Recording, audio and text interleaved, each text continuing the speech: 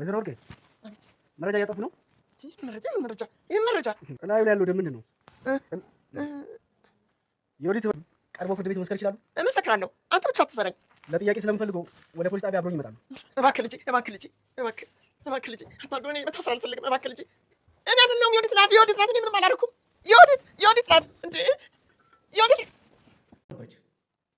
እሷ ካልደበደበችው ማን ደበደቡልኝ? ምንድነው ዝምታው? ዝም አላችሁኝ እኮ። የምትመታው አይመስላችሁም? ይመስለኛል። ይቅርታ፣ በየተራ ባወራችሁ ደስ ይለኛል። ወይዘሮ ወርቄ እባክዎት ውጭ ጠብቁኝ።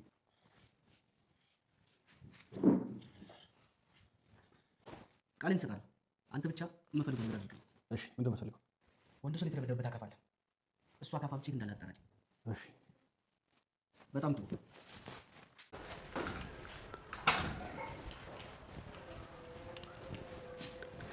ወይዘሮ ዮዲት በጣም ነው ያማረብሽ። አመሰግናለሁ። እስኪ እንደው ልጠይቅሽ፣ ባልሽ ስትሬቸር ላይ ተኝቶ አንቺ ፀጉርሽን መሰራት እንዴት ቻልሽበት? ምን መሰለ መርማሪ፣ ከጭንቀት ምንም የሚመጣ ነገር የለም። ራሴን ዘና ካደረኩኝ ሁሉም ነገር ይስተካከላል ብዬ ነው። ባልሽ ታሞ ሳይሻለው አንቺ ዘና ማለት ትችይበታለሽ ማለት ነው? አይ አልችልም። ባትችይ ኖሮማ እንደዚህ ባላማረብሽ ነበር። ለመሆኑ ዶክተሩ ወንዶስን መራመድ እንደማይችልና መናገር እንደማይችል ነገረኝ። አንቺ ተሰማሽ? አዎ። ስትሰሚ ምን ተሰማሽ? ደስ አለሽ? ለምን እንደምትደሰተው መርማሪ? በሰው ሀዘን የምትደሰት አይነት ሴት አይደለሁም። እኔ ማንም ሰው ሲጎዳም ሆነ ሲያዝን ማየት አልፈልግም። ባልሽ በመጎዳቱ የተደሰትሽ ነው የምትመስለው። መርማሪ፣ ባሌ ድኖ ማን እንደጎዳው እስካልተናገረ ድረስ ለእናቴ ስል አንገቴን ደፍቼ ሲሰራ፣ እርሶ ግን አንድ ቀን እንኳን ለሰው ሳይሆን ሲያንቋሸሹኝ ነው የኖሩት።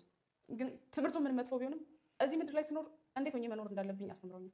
እንዴ ከኔ መጥፎ ነገር ብቻ ነው የተማርሽው? እስኪ ልጠይቅዎት፣ እዚህ ቤት ከገባው ጀምሮ አንድ ጥሩ ነገር አድርገውልኝ ያውቃል? እስኪ አስበው ይንገሩ። እኔ ምንሽ ነኝ? አሰሪ። ለምንድን ነው የቀጠርኩሽ? የቤት ስራ እንድሰራ። ስለዚህ አርፈሽ ስራሽን ስሪ። እንኳን ታመሽ ለመሞት እያጣጣልሽ እንኳን ትሰሪያለሽ። ቢፈልጉ አጡ። ኧረ ይኖራል። ጥሩ ነገር ማድረግልሽ። ወይዘሮ ወርቄ ዮዲት ወንደሰንን የቀጠቀጠችበትን አካፋ መረጃ ለመደበቅ በጋዝ አርከፍክፈው እሳት ሊያቃጥሉ ሲሉ መርማሪ ፖሊሱ ደርሶ እጅ ከፍንጅ ያዛቸው። ወይዘሮ ወርቄ ምን እያደረጉ ነው? መረጃ ለመደበቅ ነው ይሄንን የሚያደርጉት። እሳቸውም በመንቀጥቀጥና በመፍራት የምን መረጃ ነው? የማውቀው ነገር የለም፣ ያ አካፋ ላይ ያለው ደም ምንድን ነው በሚል ሰዓት እሳቸው በጣም ፍርሃት ይወጣቸዋል። እሳቸውም ይንቀጠቀጣል። መረጃ መደበቅ ስንት ዓመታት እንደሚያሳስር ያውቃሉ እንዴ? ወይስ መታሰር ይፈልጋሉ በሚላቸው ሰዓት እሳቸውም እኔ አላቅም፣ የኔ ልጅ ባክህ ዮዲት ናት ባሏን የደበደበችው፣ እኔ ምንም የለውበትም፣ የማውቀው ነገር የለም፣ ባክህ ልጄ እንዳታስረኝ፣ ምንም አላቅም፣ ተባባሪም አይደለሁም፣ ዜን እኮ በዚህ አካፋ ልደበድበኝ ነበር፣ ስለዚህ እኔ ተባባሪ አይደለሁም እያሉ መቀበጣጠር ይጀምራሉ።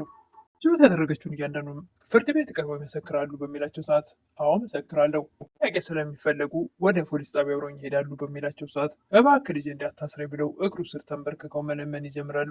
መርማሪ ፖሊሱም አካፋውን በሳት ሳያቃጥሉት ስለደረሰ አካፋውን ይዞ ወደ ውጭ ይወጣል።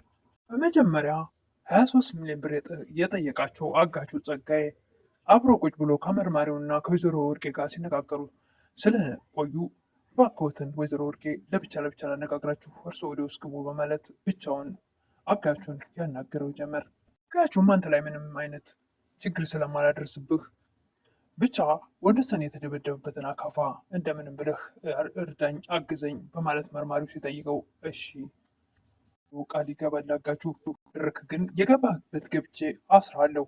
አሁኑ መርማሪው ካጠገቡ ሲሄድ ወይዘሮ ወርቄን ወንደሰን ዮዲት የተደበደበችበትን አካፋ አሁኑኑ መረጃው እንዳይገኝ ማጥፋት አለብን ወይም በእሳት እናቃጥለው በማለት ወይዘሮ ወርቄ በፍጹም አርቄ አስቀምጨዋለሁ ማንም አያገኘውም ሲሉ አይ በጭራሽ እንደዛ አይሆንም፣ ሊገኝ ይችላል፣ ማቃጠል አለበት አሁኑኑ ብሎ ምክር ያቀርባል አጋቹ።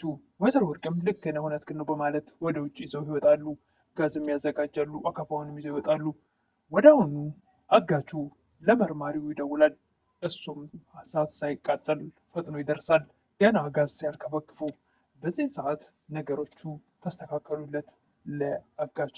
መርማሪውም ከአንተ ጋር ምንም አይነት ግንኙነት የለኝም፣ ብቻ የወንዶሰንን ጥላት ለማወቅ ነው በማለት ቃል ስለገባለት ሰላም ጤና ይስጥልኝ ውድና የተከበራችሁ በመላው ዓለም ያለ ኢትዮጵያና ኤርትራውያን እግዚአብሔር ይመስገን ደህና ነኝ። እናት ክፍል ድራማ ክፍል 48ን አብረን እናያለን። የባለፈው ክፍል ዮዲት ለእናቷ ለወይዘሮ ወርቄ ወንደሰን በቃ አብቅቶለታል ስትላቸው እልልታቸውን እያቀለጡ ዮዲትም እማዬ አብቅቶለታል ስልሽ እኮ አልሞተም፣ ግን 10 እጅ ሞት ይሻል ነበር የሚያስብል ለዘላለም እድሜ ልኩን የማይቆምና መናገር እንደማይችል ዶክተሩ ተናግሯል በማለት ከዚህ ኖሮ እንኳ ወደ አሁኑ ቢሞት ይሻል ነበር፣ በጣም ያሳዝናል ይሉ ነበር ወይዘሮ ወርቄ። እንዴት ነው የሚያሳዝንሽ? እኔን እኮ በገዛ እጆቼ ጉድጓድ ያስቆፍሮ ሊቀብረኝ የነበረ ሰው ነው። አላቀጠውም ህይወቱን እያንዳንዷ ደቂቃ ሲኦል ነው የማደርግበት እያለች እያለ ነበር የወዲት ቪዲዮ ያለቀው እዚህ ላይ ነበር። ቀጣዩን ክፍል አብረን ቀጣዩ ክፍል መርማሪ ፖሊሱ ወደ እነ ወይዘሮ ወርቄ ቤት ይሄዳል። የወዲትን ፊት ለፊት ሲያገኛት ወይዘሮ ወዲት በጣም ተስማምቶሻል።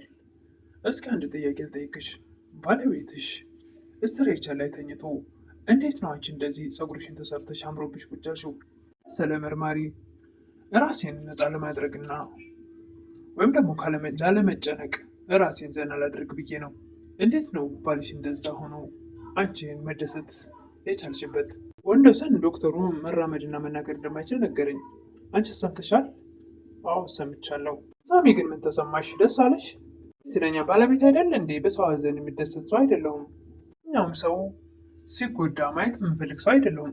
ባልሽ ሲጎዳ የተሽ የተደሰትሽ ነው የሚመስለው ይል ነበር መርማሪው። መርማሪ ባሌ ድኖ ወንጀለኛው ማን እንደሆነ እስካልተናገር ድረስ ወንጀለኛው ማን እንደሆነ ማወቅ እንችላለን እንዴት ነበር የወዲት አለን ይል ነበር መርማሪ። እንዴት ትችላላችሁ? ያለምንም ማስረጃ ሰው ታስራላችሁ እንዴ? ማስረጃ አለኝ ከምንም በላይ ከበቂ በላይ ይል ነበር መርማሪው። የተሰራበት ቦታ የአንዲት የሴት ፀጉርና የአሻራ አግኝተናል። እሱንም ለምርመራ ልከናል። እንዴትም አንገቷን ደፍታ ምንም አሻራ አልተውኩም እንዴት እንደዚህ ሆናል ስትል መርማሪው ይሰማል። ወደ እናቷ በመሮጥ እናቴ እባክሽን መርማሪው መጥቷል፣ ወንደሰን እንደተመታበት ቦታ ላይ የሴት ፀጉርና አሻራ አግኝተዋል። ስለዚህ ሊያስሩኝ ነው። እባክሽ አውቆ ሊዋሽ ነው። ወንደሰንን የመታችበትን አካፋ ይዘሽ ነው የመታሁት። ስለዚህ ምንም መሳሪያ ያገኙ። ስለዚህ እሱን እስካላገኙ ድረስ መቼም ቢሆን አያስሩሽ የሚሉ ነበር ወይዘሮ ወርቄ። ይህም ልብሶቿን ሰብስባ ወደ መሄድ ወዳለባት ልትሄድ ስትል የት ልትሄጂ ነው ብሎ ነበር ወይዘሮ ወርቄ። አሰናብተውኝ ለበቃ መሄድ አለብኝ። የባዳ ነገር አብረን በልተን አብረን ጠጥተን በቃ በቀላሉ እንደዚህ መለያየት ነው። ብዙ ነገር ተምሬያለሁ። የሰው ልጅ ለእንጀራ ሲል ወይም ደግሞ ቤተሰቡን ለመርዳት ሲል ራሱን አዋርዶ ራሱን ዝቅ አድርጎ መኖር እንደሚችል ተምሬያለሁ። መሬት ላይ ጥሩ እንደሚችል ከእርስዎ ተምሬያለሁ። ትሽ ነበርኩ ማለት ነው ብሎ ነበር ወይዘሮ ወርቄ። አዎ መጥፎ አስተማሪ ቢሆኑም ነገሩ አስተማሪ ነበር ለእኔ ነገር አድርጎኛል። ቤት እስከምገባበት ሰዓት ድረስ እልኸኛና ደረቅ ነበርኩ። ነገር ግን እርስዎ ቤት ከገባሁ በኋላ ለእናቴና ለእንጀራ ስል አንገቴን ደፍቼ እርስዎም አንድ ቀን እንደ ሰው ሳያዩኝ እንደ ሰው ሳይቆጥሩኝ ፊኛ ይኖሩት ትል ነበረ ፀሐይ። እንኳ ትምህርት ቤት መጥፎ ቢሆንም ነገር ግን እዚህ ምድር ላይ እንዴት ሆኜ መኖር እንደምችል አስተምረውኛል። እኔ መጥፎ ብቻ ነው የተማርሽ ይሉ ነበር ወይዘሮ ወርቄ። እስኪ አስታውሱት ለእኔ መልካም ነገር አንድ ቀን ከአንድ ቦታ እሱ ወጥቶ ያውቃል ትል ነበረ ፀሐይ። እሳቸውም ሲያስታውሱት እንደዚያ ሲያንቋሽሿ ፀሐይ አሞኛል ማረፍ አለብኝ ብላቸው አይደለም ታመሽ ለሞት እያጣጣርሽን ቢሆን ትሰሪያታለሽ በማለት ሲያመነጭቋት ይህን ነበር ወይዘሮ ወርቄ ራሳቸው የተናገሩትን ቃል ያስታውሱት። ፈልጉ መልካም ነገር አጡ አይደል ትል ነበረ ፀሐይ። ጋይም ወይም ደግሞ አጋቹ ወደ ወይዘሮ ወርቄ ቤት ይሄዳል። ለምን መጣ ይሉት ነበር። ብር ልቀበል ነው ልስታ አላሉኝም እንዴ ስትቢሉ እዚህ ነው እንዴ የሚሰጠት ዝርብልህ ታዲያ እቤት ድረስ ና ብያለሁ እንዴ ብለው ወጣ። እንዳታስገድለኝ የነበረ ወይዘሮ ወርቄ ማን ነው የሚገለውት? አንድ ደግሞ ጉሮሮ ላይ የቆመ ድንጋይ ያለ እንደዚህ ፈሩት። መርማሪውን ነው አይደለ ይል ነበረ ጸጋዬ። እንዴት አውቀዋለሁ እንዴ በማለት ወይዘሮ ወርቄ ይደነግጣሉ። እስካሁን እንወጣልኝ መርማሪው ሳይመጣ እያሉ ወይዘሮ ወርቄ እና ጸጋዬ ሲከራከሩ መርማሪ ወዲያውኑ ይመጣል። ልምድ ውጣ የሚሉት ይል ነበር መርማሪ። አይነት ምስኪን ድሃዎችን ቤት የድረስ አምጥቼ እረዳለሁ። ነገር ግን አሁን አንተ ልጠይቀኝ ስለምትመጣ እንዳይሸት ብዬ ነው ብዙ ጊዜ ስለማይታጠቡ እያሉ ወይዘሮ ወርቄ እንደ ልማዳቸው ማንቋሸችን ይቀጥላሉ። ማለውም እንደዚህ ውጣ እያሉ የሚገፋፉት ከሆነ ስለ እርስዎ ስለ ሁሉ ነገር ያውቃል ማለት ነው ልጁ። ስለዚህ አይወጣ የሚላቸው ነበር። ቦታ ሄዶ ለነፍሳቸው ያደሩ ሰዎች እንዲሰጡ ለምን እዚህ ምን ይሰራል ይውጣ እያሉ ወይ ደግሞ ጸጋዬ ያልኩ ቦታ እዛው ጠብቀኝ እዛ መጥቼ እሰጥሃለሁ ተስማምተናል አይደል ውጣ በሚሉ ሰዓት በፍጹም አይወጣም ተመለስ እፈልጋለሁ በማለት መርማሪው ያስቀረዋል። አይም ከቤት ስትወጣ ልጃቸው ጸጋዬ ያገኛታል። ወዴት ነው የምትሄጂው? መሄድ የለብሽም። እንዴት እኔን ለማን ጥለሽኝ? አይሆንም እንደዛ አረብ ሀገር ምናምን የምትለውን ነገር ተይውና እዚሁ አንድ ላይ ከኔ ጋር ተጋብተን እንኖራለን ይል ነበር። አላማዬ ስለ ትዳር ሳይሆን ሰርቼ እናት አባቴን መቀየር ነው የምፈልገው። በፍጹም እንደሱ አይሆንም ትል ነበር ፀሐይ። መርማሪውም ወይዘሮ ወርቄና ጸጋዬን ለየብቻ አድርጎ ጸጋዬን ካዋራው በኋላ እኔ አሁን የምፈልገው ወንዶሰን የተመታበት አካፋ አለ፣ እሱም ብቻ አጣራልኝ፣ የት እንዳለ ከየት ብለህ ስጠኝ። ከዚ በኋላ እኔ እናንተ አንተዋወቅም፣ ላስርህም አልችልም። ነገር ግን እሱን ነገር ውለታው አለኝ። ሁሉ ይህን ተነጋግረው ሲሄድ ሰውየው ወይዘሮ ወርቄ ጸጋዬ የወዲት ወንዶሰን የመታችበትን አካፋ ማጥፋት አለቦት፣ አሁኑኑ አውጥተው አርቀው ቅበር ወይም ደግሞ አቃጥሉት ይላቸዋል። እሳቸውም አይ አርቄ ሰው የማገኘው ቦታ አስቀምጫለሁ ቢሉም ነገር ግን አይሆንም እንደሱ ብሎ ነገር የለም፣ አሁኑኑ አውጡትና እናቃጥሎ ይላል።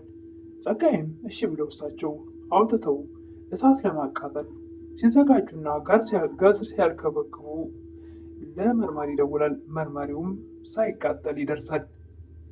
ወይዘሮ ወርቄ ምንድን ነው እያደረጉ ያሉት? መረጃ ሊደብቁ ነው ይላቸው ነበር። የልጅ መረጃ ነው እንደሱ አይደለም። እና ይሄ የተቃጠለው ይሄ የፈሰሰበት ደም ምንድን ነው ሲላቸው እሳቸውም ይደነግጣሉ። እርግጠውም የኔ ልጅ እባክህ እንዳታስረኝ፣ እኔ የማውቀው ነገር የለም፣ ልጄ ናት፣ እንደውም እኔንም ልትመታኝ ነበረ፣ እኔ አይደለሁም ልጄ ናት የደበደበችው እያሉ ይማጸኑ ነበር። እባክህ የኔ ልጅ መታሰር አልፈልግም እያሉ ተንበርክከው ልመናቸውን ይቀጥላሉ። ወይዘሮ ወርቄ በስተመጨረሻ መርማሪው አካፋውን ይዞ ከግቢ ይወጣል። እንግዲህ የዛሬው ቪዲዮ ይህን ይመስል ነበር። አካፋው ሲመረመር የወዲት እጅ ብቻ ሳይሆን ወይዘሮ ወርቄን በእጃቸው ስለያዙት ሁለታቸውን መታሰራቸው እንደማይቀር ነው ይህ የቀረብኩት። የእናት ክፍል ድራማ ክፍል 48 ይህን ይመስል ነበር። እንኳ የነሱ መታሰር የወንዶሰን ጤንነት ባይመልሰው፣ ነገር ግን እናትና ልጅ መታሰራቸው የማይቀር ነው። ቤታቸውን ሽጠው ገበናቸውን ሊሸፍኑ ቢሞክሩም ነገር ግን በሌላም የሰሩት ግፍ አልቀረም፣ ተሸፍነው ሊቀር አልቻለም።